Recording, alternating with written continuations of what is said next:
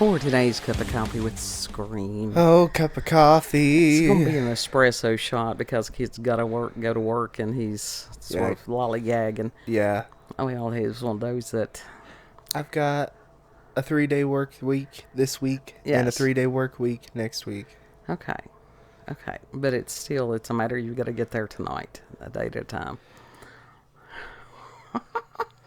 And he's like, damn you in that logic. No, I'm like, yeah. There's a lot of people that I have found that if you speak sensibly, they get triggered. Yeah, because when people who do not operate off of logic and reasoning, they get violent when you present logic and reasoning. What is that? I don't understand that. Stupid people do not understand that they are stupid. I think it's just that it shakes the paradigm of their understanding of the world, which is erroneous. Yeah, which sends them into a existential crisis. Yeah. Literally. Yeah. And Ain't it's that like, fucked up? I didn't understand that. Well, there's a lot of things that I will just be making a comment on X. Just a comment. Uh-huh. Because I can. And it sets off some kind of a shitstorm. Yeah, because people cannot look at a comment and be like, ew, I do not agree with this. Right, and go on with their life. But instead, they look at it as like, holy shit, I do not agree with this. This person's wrong with it. I must respond. Right. That it evokes something within them that they have to take action about it. Or what they think of as action. They get very defensive. And what it was that... Even though it was not said to them, but they take offense to that personally. Right. And the thing was that I had commented on something that I have extensive knowledge of. So I didn't feel threatened by whatever anybody said, which was simply, it was a matter of talking about incarceration. Mm-hmm. And it's like keeping people incarcerated for unlimited years doesn't work. No.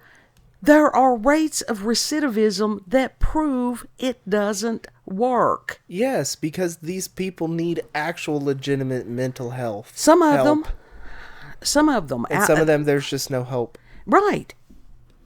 And that is the thing that people can't get. And sometimes you have to sit and reflect on your own belief system and go, okay, am I wrong or whatever? And it's always a good thing to question if you know what you think you know. Mm-hmm. Not everybody can be saved. No. This goes back to triage. Not everybody can be saved. In a perfect world, yes, that you could have all these interventions and all these different methods of helping people. But in a realistic sense, it just doesn't. No, it doesn't. And at some point, ideology meets reality. And that's truth. Mm-hmm. And it's like, as far as Trump saying that he needs to reopen the mental institutions, the long stay mental. Yes. Yeah. Because right now, the jails and prisons are being used as mental health holding facilities. These people are not trained to deal with people who have mental health issues. Right. So some of these people that are on their high horse, their moral high horse, they were being abused. Yes, they were being abused. They're being abused now. Mm-hmm. What are you doing now? Yeah. What are you doing to help them now? And it's like, hopefully we have learned some of these people, as far as the deinstitutionalization, which was, the federal government did not come through with their end of the bargain. Imagine that. When do they ever? Right. Which was providing the funds so that community-based help could be available. Mm-hmm. But even then, if you've got somebody that is so severely mentally ill that the family can't maintain or control them, and something else needs to be done. Mm-hmm. We've lived it. That we have. Yeah, and so I thought, and there comes a point in time, it's like, I have done all I can do. This is in God's hands, however He chooses to deal with it. And sometimes it is a matter of, not everybody can be out in public. That's just fact. Mm-hmm. When you have people running around stabbing other people and different things like that, no. It's some fuckery out there. It's dangerous. Mm-hmm. And when you have somebody, and this was the thing that really triggered them, as far as making the case for capital punishment. And people don't like to think of that. No. They don't. No. Are there crimes that deserve the death penalty? Yes. Yes, there is. Yeah. Indeed, there is. And to explain to some of these people, it's like, look, you're not getting this. There are certain groups that when somebody goes to prison, that gives them street cred. Mm-hmm. Don't give them that street cred. I mean, that's just, again, that's truth. We've dealt with it. Those people, don't let them out. And then you have the family members that they don't look at the individual, that they make excuses for why the person did the criminal behavior. Because they enable it. Yeah, they do enable it. And then they blame the system and the people that they view behind the system. But in actuality, it's within their homes. Personal responsibility and accountability. Uh-huh. Individual accountability, responsibility.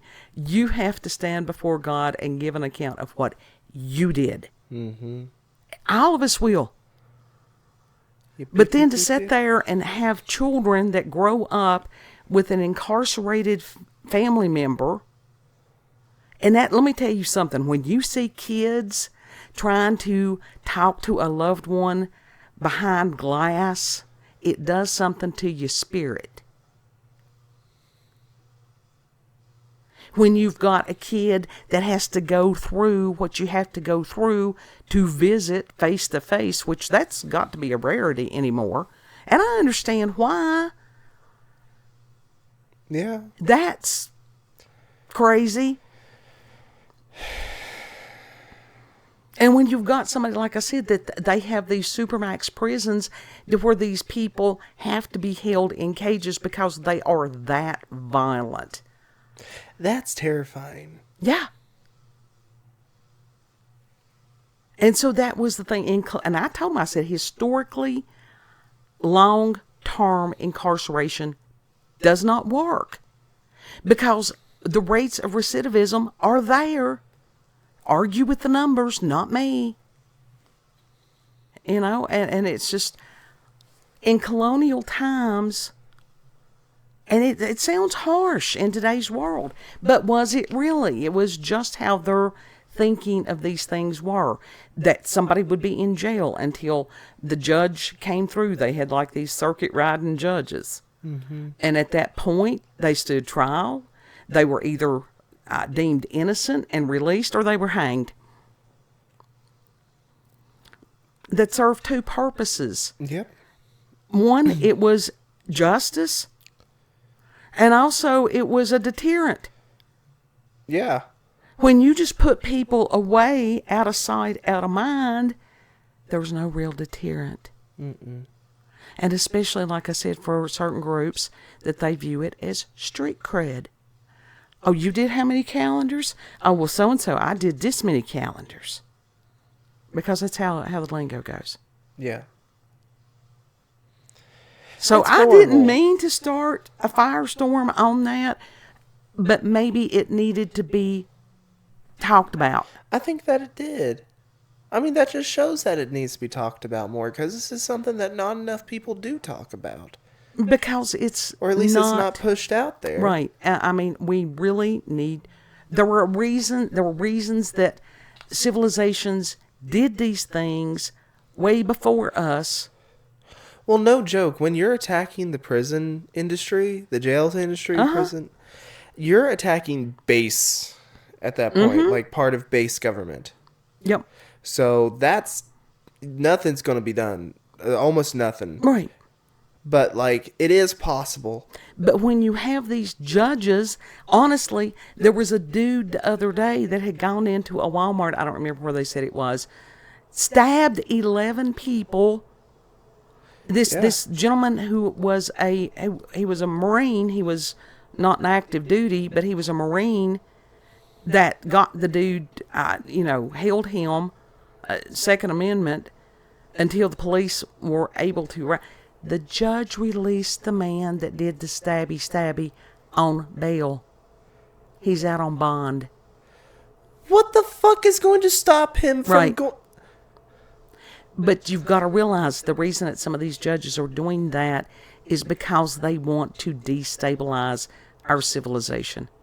They are the enemy. The enemy is within. Yeah. Yeah. That's the thing. Because that's core government, and government is not for the people. Not at this point. Not anymore. No. And it's like, are they trying to cause civil war? I think they're trying to cause, a house divided cannot stand. And it's like there are so many different factions against each other in America right now that it's horrifying. Mm-hmm. And it's a matter of God, please help us. People are so spread apart. Mm-hmm. People nowadays barely have anything in common with each other. A lot of times they don't. And some of the commonalities, it's like, are these healthy, rational, sane commonalities? Common sense. Mm-hmm. Yeah. It's spiritual war out there. We are in a spiritual war. If you're wondering what that is, that's me tapping my hand. Mm-hmm. Little bit of you got to get the dramatics there. The emphasis. Dramatics. The emphasis. Yes. We are in a spiritual war. That's why people need to stay prayed up. Absolutely. And that's what people need to realize. It ain't when it happens, it's here. It's been going on. It's just heating up. Right. Yeah. Right. So, everybody having paranormal, everybody having supernatural. I do want to hear your comments. I do appreciate people being respectful. If you disagree, fine. Let's have a discussion. That's like somebody had called me an ugly name over on X, and I said, look, if you want to be heard and understood, don't call people names. Other than that, because that totally discredits your argument. Mm-hmm. Then you become just an attention-seeking bully. Yeah. It's like, okay, so you're another one with frontal lobe damage and or emotional dysregulation and immaturity.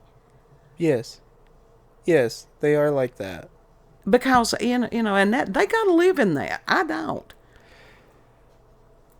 But I understand, but some of the people, they have run their argument over and over and over and over and over again, and at a certain point, they're still fighting with them, and that's that they end up just baseline just dropping to insults. Because they have no argument that's valid.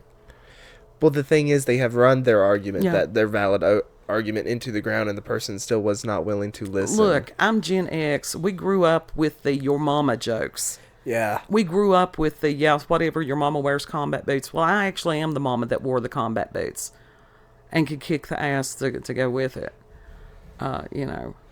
You should really watch how these people do that. How these people go about this shit. That's quite the social study. Which, as far as the different groups of peoples right now.